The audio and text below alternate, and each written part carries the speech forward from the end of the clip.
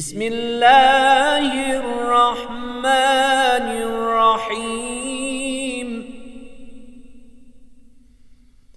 Ya eyyühellezine amenu zkuru ni'metallahi aleykum iz ca'etkum cunudun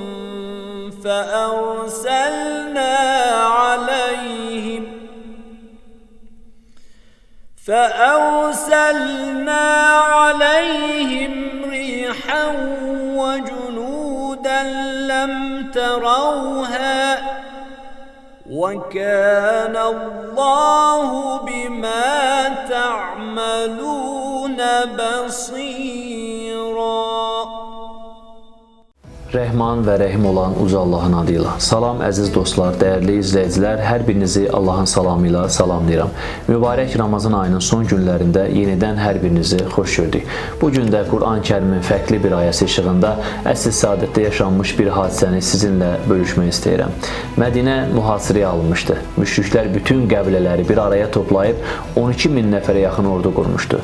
Sayı 3 minə yaxın olan İslam ordusu isə zahirdə baxıldıqda heç bir ümid işığı görsənmirdi. Lakin şəhəri mühasirəyə alan müşriklər həyatlarında heç bir zaman qarşılaşmadıqları və rastlaşmadıqları bir müdafiə üsulu ilə üz-üzə gəldilər. Salman Farsinin təklifi ilə Mədinənin ətrafında Həzrət Peyğəmbərin də iştirakı ilə böyük xəndəklər qazıldı. Atların o xəndəkləri keçməsi mümkün deyildi.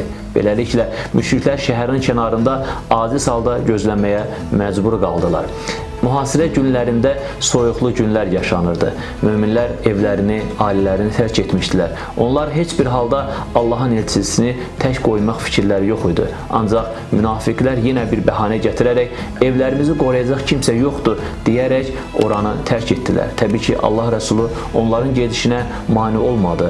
Orduda qalan hər bir şəxslə ayrı-ayrılıqda görüşdü. Sıra Hüzeyfəyə çatdıqda Allahın Rəsulu ona belə buyurdu: "Get, düşmənin vəziyyəti barədə mənə xəbər gətir." Beləliklə Hüzeyfə yola çıxdı. Elə bu anda güclü bir külək qopdu və müşriklərin çadırlarını yerindən qopardı və beləliklə onlar geri çəkilməkdən başqa çarələri qalmadı. Çox keçmədən mühasirəni yarımçıq qoyaraq geri çəkilməyə məcbur oldular. Hüzeyfə dərhal geri qayıdıb gördüklərini Həzrət Peyğəmbərimizə danışdı. Müşriklərin o gecəki halını uca Rəbbimiz Əhzab surəsinin 9-cu ayəsində Peyğəmbərinə belə buyurdu: "Ey iman gətirənlər! Allahın sizə verdiyi neməti xatırlayın. Vaxtilə bir ordu sizin üstünüzə gəlmişdi. Biz də onların üstünə külək və görmədiyiniz bir ordu göndərmişdik. Allah sizin etdiklərinizi görür."